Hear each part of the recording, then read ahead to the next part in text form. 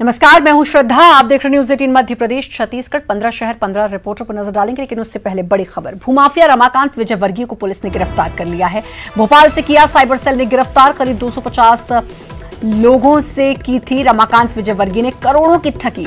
लालघाटी में पंचवटी फेज 3 में जमीन के नाम पर लिए थे लोगों से पैसे। कोई फिजा में किया था मामला दर्ज। 22 प्रकरण पहले से दर्ज है रमाकांत विजयवर्गीय पर। 100 के आसपास और मामले हो सकते हैं रमाकांत पर दर्ज। माफियाओं पर अब तक की भोपाल पुलिस की सबसे बड़ी कार्रवाई बताई जा रही है। 5 साल से इंदौर में नाम बदल कर रह रहा था रमाकांत विजयवर्गीय। पुलिस फिलहाल पूछताछ कर रही है। कई और बड़े खुलासे भी अब हो सकते हैं। ये सबसे बड़ी कार्रवाई मानी जा रही है पुलिस की। रमाकांत विजयवर्गीय, जिस पर करोड़ों की ठगी करने का आरोप है। लालघाटी में जमीन दिलाने के नाम पर इसने लोगों से ठगी की थी। पहले से 22 प्रकरण दर्ज हैं इस शख्स पर और 100 के आसपास मामले और दर्ज हो सकते हैं। माफियाओं पर अब तक की ये सबसे बड़ी कार्रवाई भोपाल पुलिस की बताई जा रही है। रायपुर, जहां मौसम विभाग ने येलो अलर्ट जारी किया है, 24 घंटे के लिए जारी की है चेतावनी। कई स्थानों में भारी बारिश की चेतावनी। वो स्थान है सरगुजा, बिलासपुर, जशपुर, कोरबा, सुकमा, बीजापुर, नारायणपुर में भारी बारिश हो सकती है। तो अब मौसम विभाग ने येलो अलर्ट जारी कर दिया है। कई स्थानों में भारी बारिश की चेतावनी मौसम विभाग ने जताई।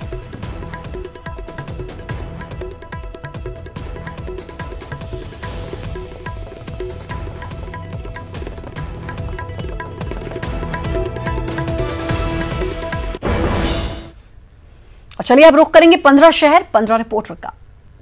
भारतीय आसमान में गूंजी राफेल की गर्जना। राफेल के देश में एंट्री करते ही आसमान में राफेल की गर्जना गूंज उठी। लेकिन मध्य प्रदेश में राफेल को लेकर सियासत छिड़ गई है। दिग्विजय सिंह ने राफेल खरीदी के मुद्दे को लेकर केंद्र सरकार पर निशाना साधा है। दिग्विजय सिंह ने कहा है कि तत्कालीन यूपीए सरकार ने 2012 में फैसला लिया था कि 126 राफेल खरीदे जाएंगे। 18 राफेल को छोड़कर बाकी भारत सरकार की HAL में निर्माण करने का प्रावधान था। यह भारत में आत्मनिर्भर होने का प्रमाण था। लेकिन राष्ट्रीय सुरक्षा की अनदेखी कर 126 राफेल खरीदने के बजाय केवल 36 खरीदने का फैसला हुआ है। वहीं दिग्विजय सिंह के इस बयान को लेकर प्रदेश के गृह मंत्री नरोत्तम मिश्रा ने निशाना साधा है। नरोत्तम मिश्रा ने दिग्विजय सिंह पर पलटवार करते हुए कहा है कि जो लोग सुबह से उठ के सेना और पुलिस का मनोबल गिराते हैं, ऐसे लोगों को दूसरे देश की नागरिकता ले लेना चाहिए। कम से कम सुबह उठकर तो देश के सम्मान के साथ खिलवाड़ न करें। बहरहाल राफेल के मुद्दे को लेकर मुख्यमंत्री शिवराज सिंह चौहान ने भी स्वागत किया है और कहा है कि इससे भारतीय सेना का मनोबल बढ़ेगा। साथ ही राफेल के भारतीय वायुसेना में शामिल होने के बाद न सिर्फ वायुसेना का बल बढ़ेगा, बल्कि जो दुश्मन देश हैं उसके लिए भी एक करारा जवाब होगा। 5 अगस्त को अयोध्या में प्रस्तावित राम मंदिर भूमि पूजन को लेकर मेहमानों की लिस्ट फाइनल हो गई है। सूत्रों से मिली जानकारी के मुताबिक 200 नामों की मेहमानों की लिस्ट में मध्य प्रदेश से 2 बड़े नाम शामिल हैं। इनमें पूर्व मुख्यमंत्री उमा भारती और पूर्व मंत्री जयभान सिंह पवैया का नाम शामिल हैं। आपको बता दें कि प्रधानमंत्री नरेंद्र मोदी 5 अगस्त को राम मंदिर का भूमि पूजन करने वाले हैं और इसमें कुछ चुनिंदा मेहमानों को ही बुलाया गया है। करीब 200 लोगों की सूची में उमा भारती और जयभान सिंह पवैया के नाम शामिल हैं। उमा भारती और जयभान सिंह पवैया उन नेताओं में हैं जो मंदिर आंदोलन से जुड़े रहे हैं। यहाँ तक कि उन्होंने कोर्ट के चक्कर भी इस मामले में कई बार काटे हैं और अब ये माना जा रहा है कि जब राम मंदिर बनने की घड़ी पास आ गई है तो फिर भूमि पूजन के कार्यक्रम में इन दोनों को भी न्योता मिल रहा है। भोपाल सांसद साध्वी प्रज्ञा ठाकुर को धमकी भरा कॉल आ जाने के बाद हड़कंप मच गया है। साध्वी के मोबाइल फोन पर किसी अज्ञात व्यक्ति ने धमकी दी है। उसके बाद साध्वी ने इस पूरे मामले को लेकर भोपाल के कमला नगर थाने में मामला दर्ज कराया है। ये पहला मामला नहीं है जब भोपाल सांसद साध्वी को धमकी दी गई हो। इसके पहले भी साध्वी को धमकी भरा खत दिया गया था, जिसके बाद पुलिस ने और STF ने मिलकर उस आरोपी को हिरासत में लिया था। हालांकि अब साध्वी के मोबाइल पर धमकी भरे फोन आए हैं, जिसे लेकर कमला नगर थाने में शिकायत दर्ज की गई है। फिलहाल पुलिस का भी कहना है कि अज्ञात व्यक्ति के खिलाफ मामला दर्ज किया गया है और IT एक्ट के तहत कार्रवाई की जा रही है और जल्द ही इस युवक को हिरासत में लिया जाएगा, पूछताछ की जाएगी। तो कह सकते हैं कि साध्वी को लगातार इस तरह की धमकियां मिलती जा रही हैं। इसके पीछे साध्वी के कुछ बयान भी कारण बताए जा रहे हैं। साध्वी ने कुछ बयान दिए थे जिसमें उन्होंने हनुमान चालीसा को पढ़ने की सलाह दी गई थी। उसके बाद उनके मोबाइल पर लगातार धमकी भरे कॉल आए हैं, जिसे लेकर अब उन्होंने कार्रवाई की बात कही है। मध्य प्रदेश में कोरोना के मामले तेजी से बढ़ते जा रहे हैं। राजधानी भोपाल में भी रिकॉर्ड टूटा है। मंत्री तुलसी सिलावट के बाद राम खिलावल पटेल भी कोरोना पॉजिटिव आए हैं। इसके अलावा पार्टी के साथ संगठन में भी कई पदाधिकारी कोरोना पॉजिटिव निकले हैं। मध्य प्रदेश में अब तक 29,000 से ज़्यादा कोरोना के केस आ चुके हैं। इनमें से 20,207 लोग स्वस्थ होकर घर लौटे हैं, जबकि 837 लोगों की मौत हो चुकी है। भोपाल में अब तक का रिकॉर्ड टूटा है। भोपाल में 246 मामले सामने आए हैं। बीजेपी नेताओं के कोरोना पॉजिटिव आने पर नरोत्तम मिश्रा ने कहा कि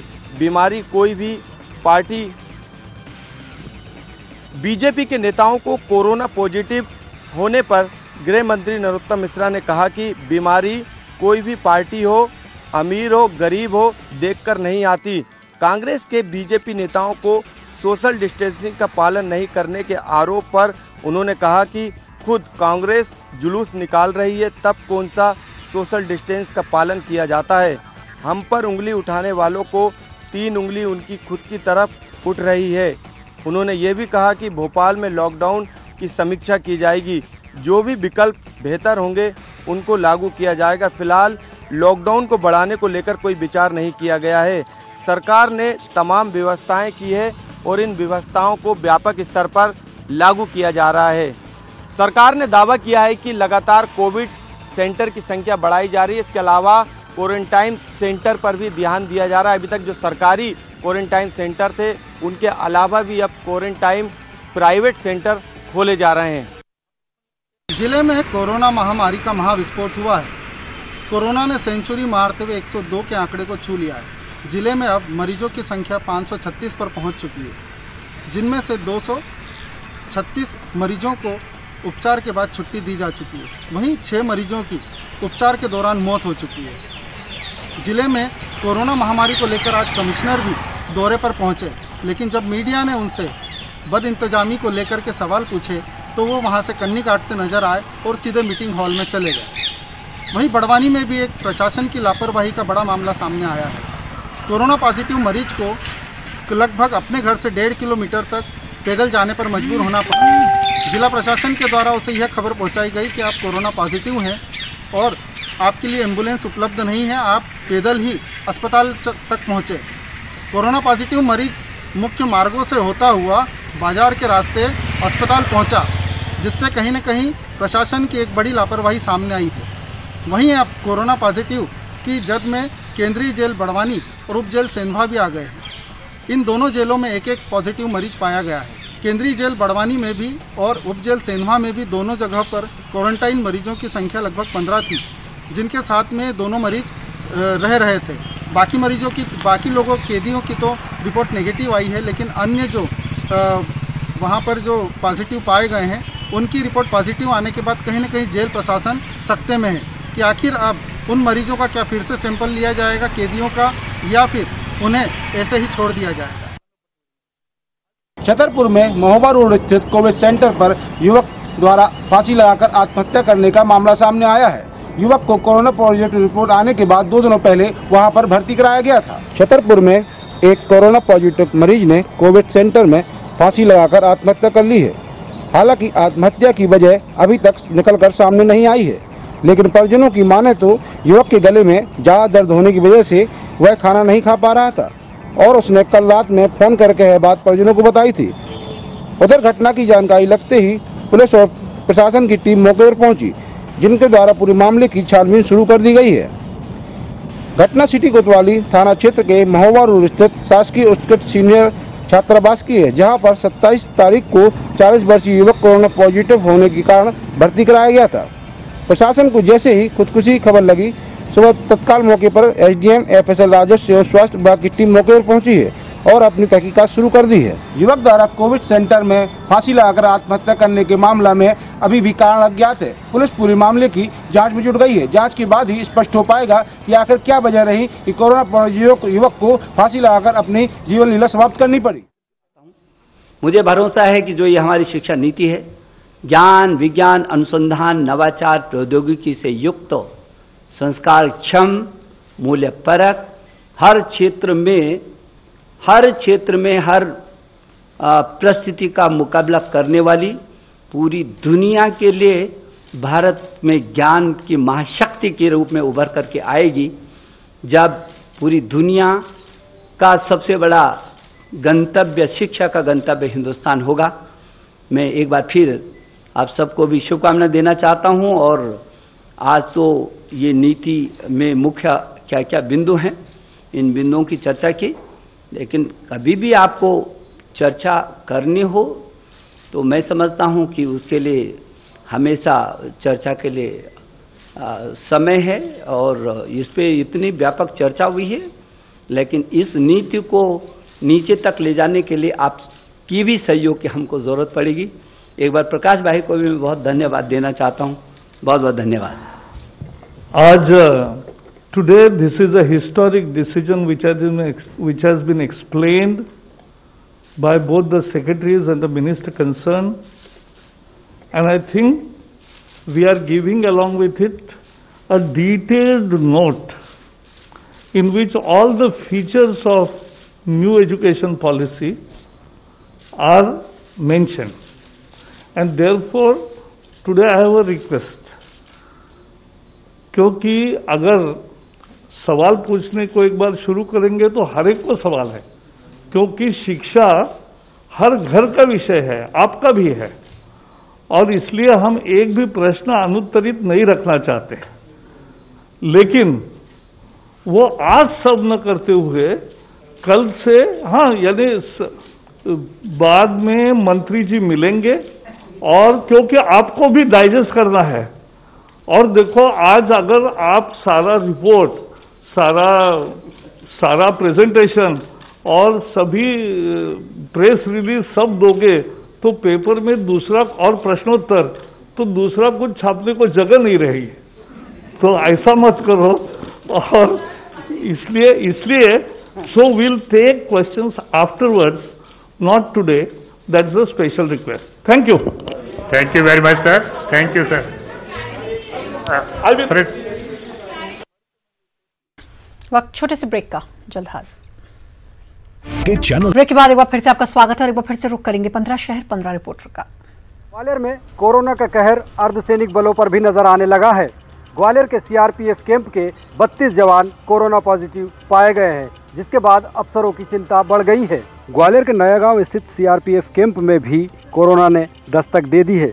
दरअसल सीआरपीएफ कैंप के 2 जवान कोरोना पॉजिटिव पाए गए थे। उसके बाद यहां पर उनके संपर्क में आए 115 जवानों का कोरोना टेस्ट कराया गया। मंगलवार रात को जो रिपोर्ट आई उसमें 30 अन्य जवान भी कोरोना संक्रमित पाए गए हैं।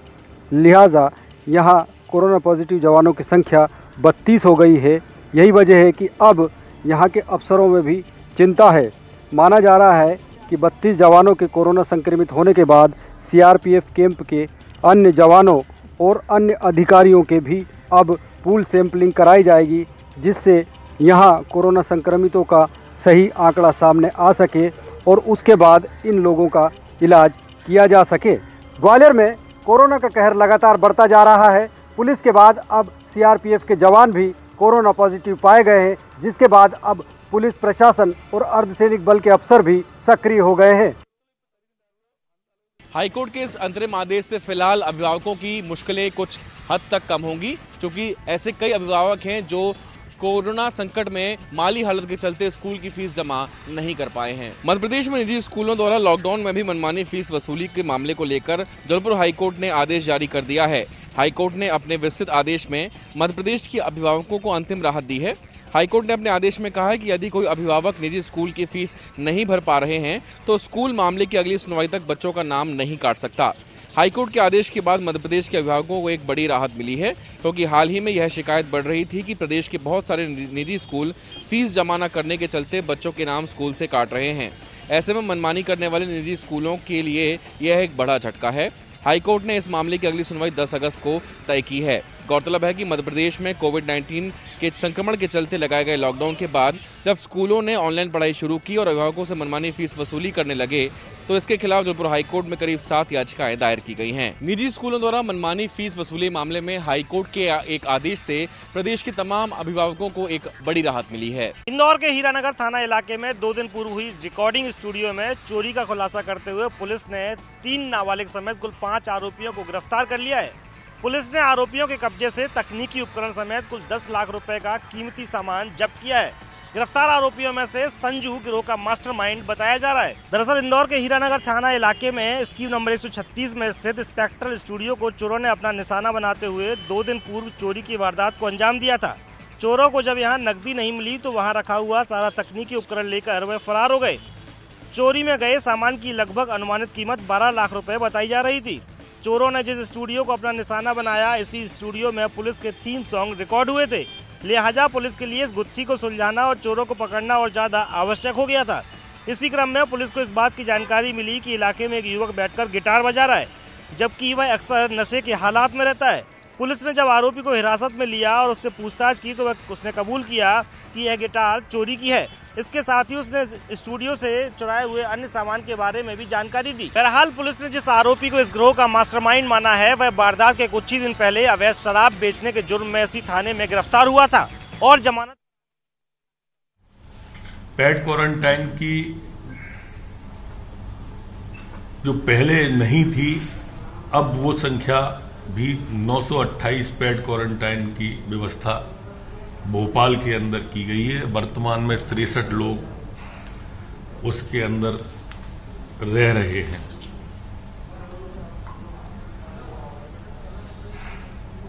अब जो भोपाल में कंटेनमेंट जोन थे, उन कंटेनमेंट को या तो बफर जोन करेंगे या घर तक सीमित रखने का विचार है। कंटेनमेंट जोन की संख्या भी बढ़ा रहे हैं। आज माननीय मुख्यमंत्री जी ने अपील भी की प्रदेशवासियों से कि हिम्मत हारने की आवश्यकता नहीं है, ये लड़ाई हम जीतेंगे, इस विश्वास के साथ में काम कर रहे हैं। साथ में उन्होंने ये भी कहा कि लॉकडाउन स्थायी हल नहीं है, इसलिए अन्य विकल्पों पर भी विचार किया जाएगा। आज मुख्यमंत्री जी ने यह भी कहा कि पैसे की कोई कमी स्वास्थ्य सुविधाओं में नहीं आने दी जाएगी, चाहे अन्य विभागों के बजट में हमें कटौती करना पड़े। प्लाज्मा थेरेपी भी हमारी भोपाल में प्रारंभ हुई है। एक डॉक्टर, नर्सेस, कंसल्टेंट का रोस्टर बनाया है, उसको भी एक्टिवेट अब ज्यादा किया है। उसमें AIMS के भी, एम्स के भी डॉक्टर,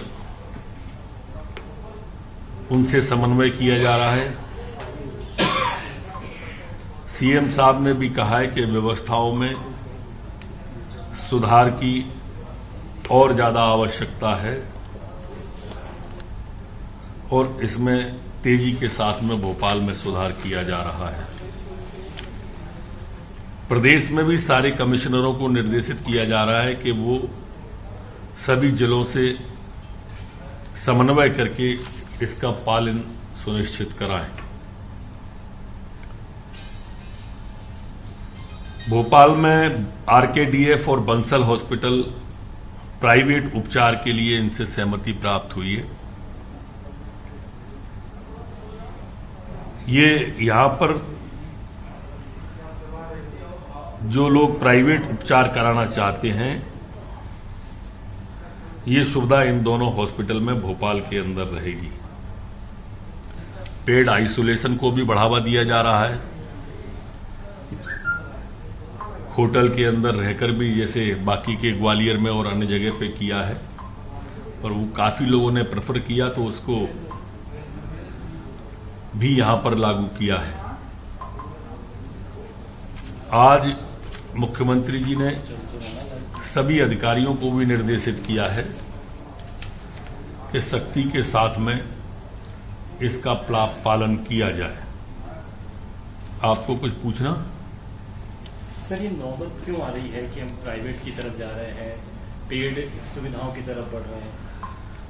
स्वाभाविक रूप से हम बढ़ नहीं रहे हैं, लोगों की डिमांड ऐसी आई है। वो अस्पताल जाने में उनको कभी कभी हिच आती है। वो कहते हैं कि हम पर सिम्टम ही नहीं है और हमें क्यों भेज रहे हैं अस्पताल। पॉजिटिव आए हैं तो हमें होम क्वारंटाइन कर दो।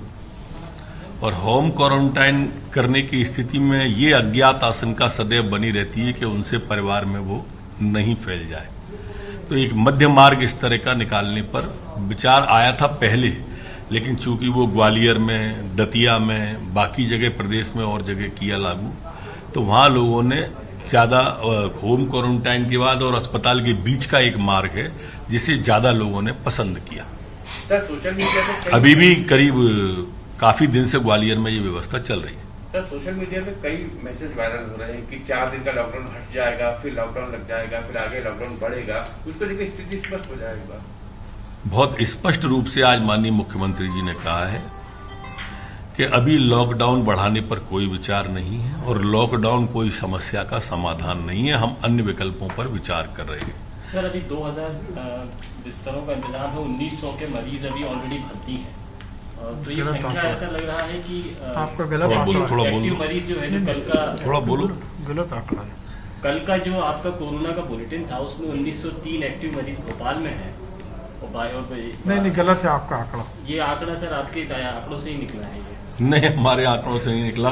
हमने तो आपको बताया कि अभी हम पे 50% से ज्यादा गुंजाइश है, ऑलरेडी है। ये अभी गुंजाइश बता रहे हैं इतनी। हम लोग ये समझ, ये भ्रम आपके माध्यम से ही हम दूर करना चाहेंगे कि न तो बेड की कमी है, न आईसीयू की कमी है, न ऑक्सीजन वेंटिलेटर की कमी है। कोई कमी भोपाल के अंदर नहीं है। इसलिए ये विचार अगर कहीं से आता हो या सोशल मीडिया पे कोई लोड करता हो, और उनसे भी मेरी प्रार्थना है कि अब ऐसी कोई भ्रम की स्थिति पैदा न करें जिससे भय पैदा होता हो। सर, एंटीजन टेस्ट के बारे में बता पाएं सर, क्या टेस्ट है, कहाँ होगा, कितने लोग, कितना? पूरे प्रदेश भोपाल के अंदर हम कल से प्रारंभ करेंगे। ये सस्ता भी है और अच्छा भी है और जल्दी इसकी रिपोर्ट आ जाएगी। 1.5 घंटे में, कुल 1.5 घंटा से 2 घंटे के अंदर इसकी आ जाती है। हाँ, ये कोरोना रिपोर्ट ही आएगी सर। एंटीबॉडी जांच हो? नहीं, एंटीबॉडी नहीं है ये बेसिकली जल्दी रिपोर्ट आने का है। और इसमें जिन पे सिम्टम नहीं है, एसिम्टोमेटिक जो है उन पर ये किया जाएगा। जो सिम्टोमेटिक है उस पर तो जो रेगुलर जो टेस्ट होता है वही होगा। एसिम्टोमेटिक पर ये टेस्ट किया जाएगा, जिससे जो कंफ्यूजन रहता है, क्योंकि बहुत बार नेगेटिव रिपोर्ट आ जाती है और उसके कारण कंफ्यूजन रहता है, इसलिए ये कराया जाएगा। जैसे जैसे आवश्यकता बढ़ती जाएगी। भोपाल में 5 दिन हो गए हैं लॉकडाउन लगातार बढ़े हुए, और ये 5वें दिन भी लगातार मरीजों की संख्या बढ़ रही है, जबकि लॉकडाउन चल रहा है। तो ये इसीलिए हमने बताया ना आपको अभी कि होम क्वारंटाइन और दूसरे क्वारंटाइन की संख्या कितनी बड़ी है। पहले ये संख्या जो है ना, और बिस्तरों वाली बात आपने की ना, तो हमारे लॉकडाउन पीरियड के जो बिस्तर बढ़े हैं मैंने आपको बताए हैं। आप कहें तो मैं दोबारा कर दूं कि हम पे पहले 1198 बिस्तर थे, जो लॉकडाउन पीरियड में बढ़ा के 1720 हो गए, और 2160 हम 15 अगस्त तक पहुंच जाएंगे। हम लगातार संख्या बढ़ा रहे हैं। और पूछें? चलिए।